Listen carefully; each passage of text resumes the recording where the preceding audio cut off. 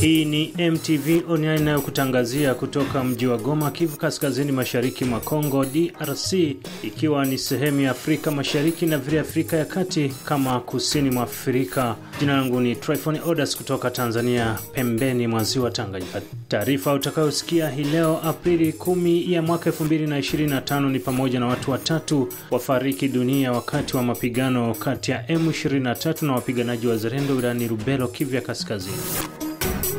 Raia watatu wameweza kuaga dunia na wengine watano kujeruhiwa vikali. Serikali ya Tanzania yahamasisha wananchi wa taifa hilo kujizuia na kuwa makini na virusi vya ukimwi na HIV.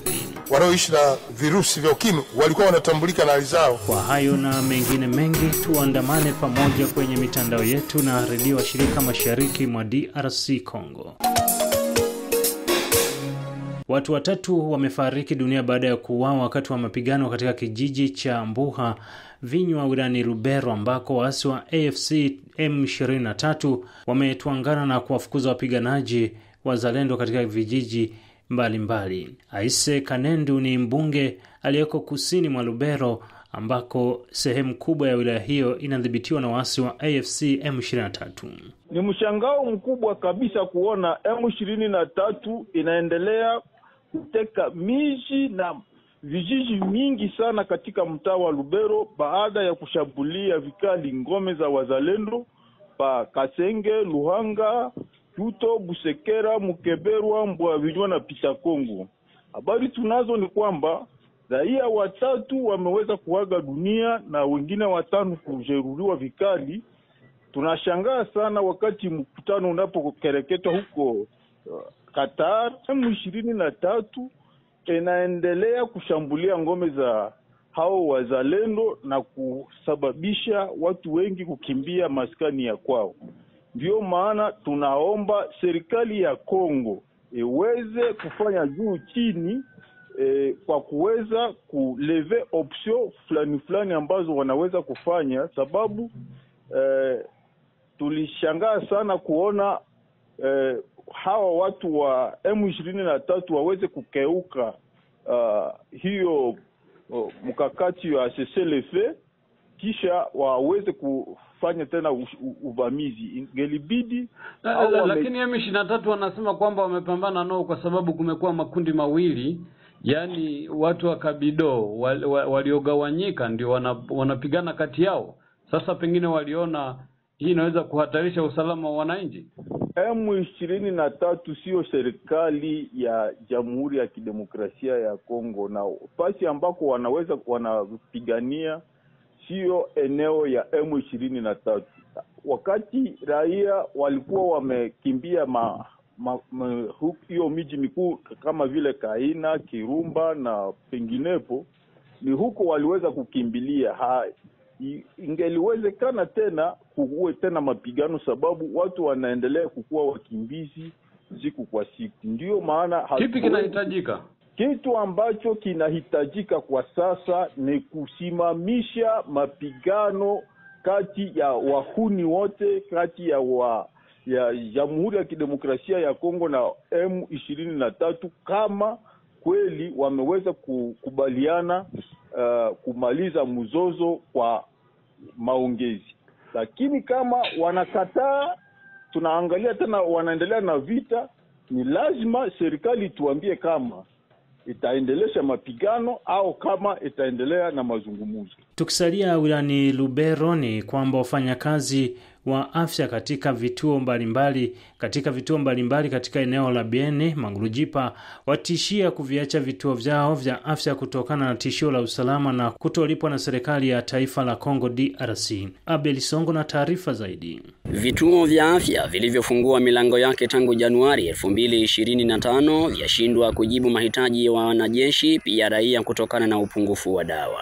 Baadhi ya wafanyakazi wa afya wanasema hali ni mbaya na umeshindwa kujimudu kimaisha kutokana na hali ambayo ni ngumu ya bila mapato, wagonjwa wakishindwa kulipa dawa baada ya kipato tiba kutokana na ukosefu wa pesa, kwani shamba zao hazina usalama. Tulifanya mzunguko kwenye vituo fulani vya afya kuona namna gani kazi zinaendeshwa huko, zaidi sana kwa wale ambao wamefungua milango, ijapo hewa ya ukosefu wa usalama ndani ya mtaa wa afya wa Biena. Kwa mzunguko huo, societe civile inakuwa na mshangao kulingana na lalamiki ya wanganga kuwa siku hizo wakaaji, maskari na jamaa zao hawalipe dawa kisha kuponyeshwa. Wanganga wanaongeza kusema wao wanafanya kazi yao vizuri bila ubaguzi na vile wananunua dawa, lakini wagonjwa hawalipe dawa hiyo.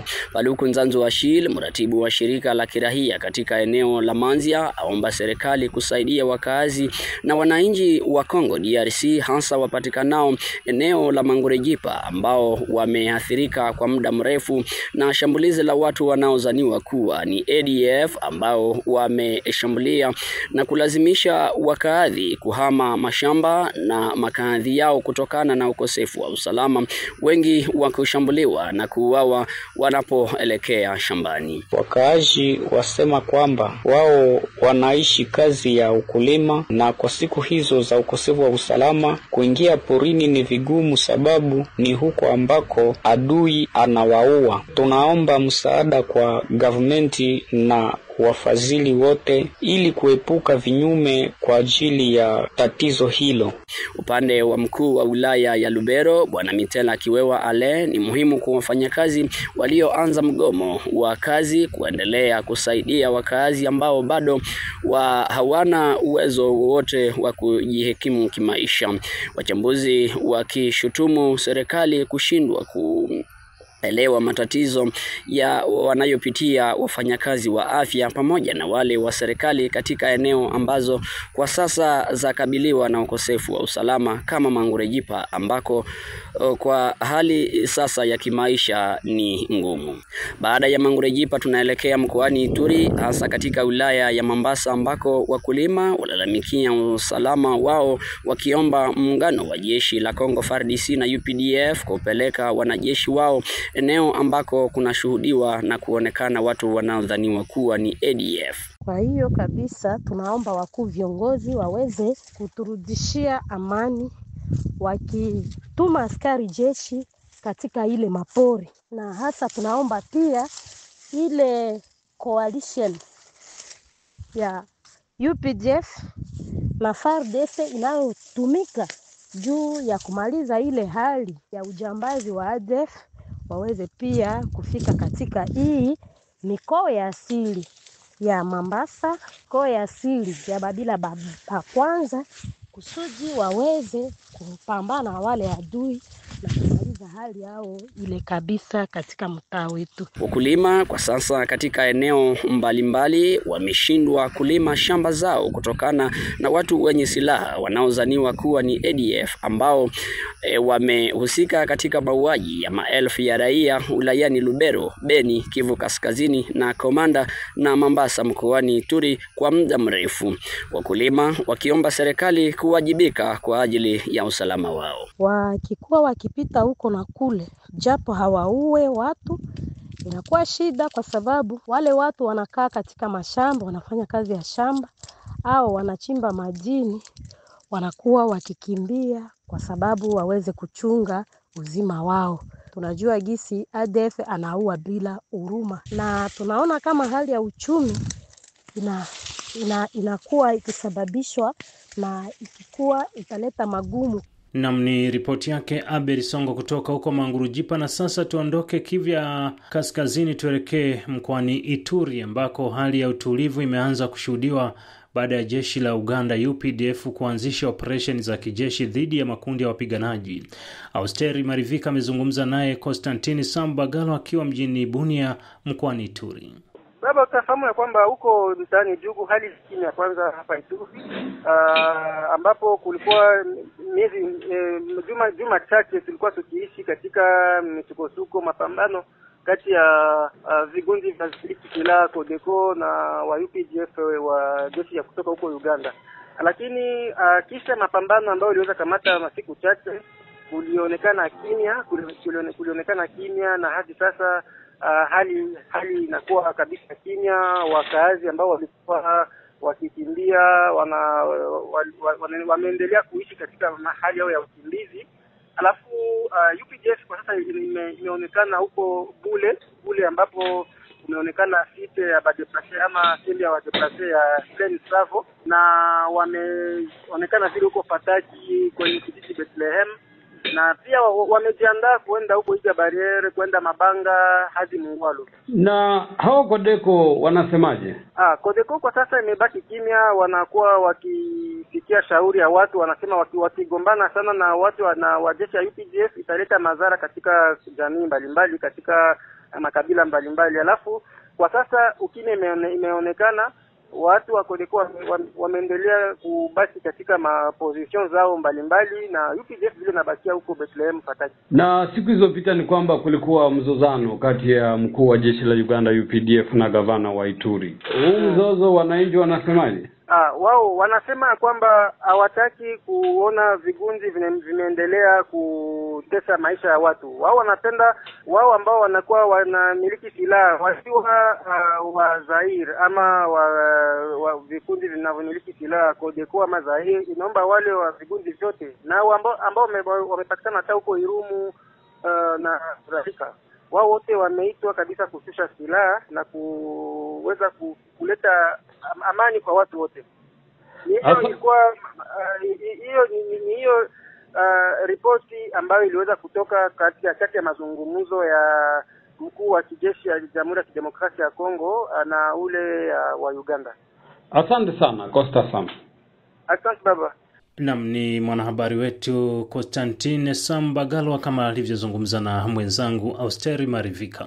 Na sasa tuondoke DRC na tuelekee huko Tanzania ambako serikali ya Tanzania kwa sasa imeanza mapambano dhidi ya ukimwi, hasa ikiwahamasisha vijana na wananchi wote kujilinda dhidi ya virusi vya ukimwi unaoandama mamilioni ya watu. Serikali ya Tanzania imesema kwa mwaka kuna kiwango cha maambukizi mapya ya virusi vya ukimwi kwa watu 6,000 ambapo vijana wanaopata maambukizi hayo ni takriban 34.3% ya maambukizi mapya. Kauli hiyo imetolewa leo bungeni jijini Dodoma na Waziri Mkuu wa Tanzania Mheshimiwa Kassim Majaliwa wakati akiwasilisha mapitio na mwelekeo wa kazi za serikali na makadirio ya mapato na matumizi ya fedha za ofisi ya Waziri Mkuu na ofisi ya bunge kwa mwaka 2025-2026. Kwa mujibu wa takwimu zilizopo, watu 1,536,842 kati ya watu 1,690,948 wanaishi na virusi vya ukimwi wa VIU. Walikuwa wanatambua hali zao, wanaoishi na virusi vya ukimwi walikuwa wanatambulika na hali zao na maambukizi. Kadhalika wa VIU 1,545,880 wanatumia dawa za kufubaza makali ya VVU, ambapo watu wazima wenye umri wa miaka 15 na kuendelea ni 96.4%. Majaliwa ametoa rai kwa Watanzania wote kuendelea kuchukua tahadhari kwa kuwa ukimwi bado ni tishio kama takwimu zinavyoonyesha. Katika mwaka wa fedha 2025-26 serikali itaendelea kuratibu shughuli za ukimwi kwa kutoa huduma endelevu na stahimilivu kwa waviu, kuimarisha mfuko wa udhamini wa ukimwi ili uweze kufanikisha malengo ya nchi katika kutokomeza ukimwi ifikapo mwaka 2030. Lakini pia tutaweka msukumo katika kupunguza maambukizi ya VVU kutoka kwa mama kwenda kwa mtoto. Tutahamasisha mabadiliko ya tabia katika jamii ili kupunguza maambukizi mapya ya VVU. Hata hivyo, amesema serikali inatambua mabadiliko ya kisera kutoka kwa baadhi ya washirika wetu na muda mrefu wa masuala ya ukimwi. Hivyo kufuatia mabadiliko hayo, serikali inachukua hatua madhubuti kwa kushirikiana na sekta binafsi katika kuimarisha uwekezaji kwa eneo la utoaji wa huduma kwa wagonjwa wa VVU. Na kwa ripoti hiyo ndo tunatamatisha taarifa yetu ya habari kwa siku ya leo. Mimi ni Tryphon Odas kutoka Tanzania ninakuletea matangazo ya leo. Endelea kufuatilia kupitia mitandao yetu ya Facebook, Twitter na YouTube ambako taarifa nyingine zinaendelea. Asante na nikutakia usiku mwema.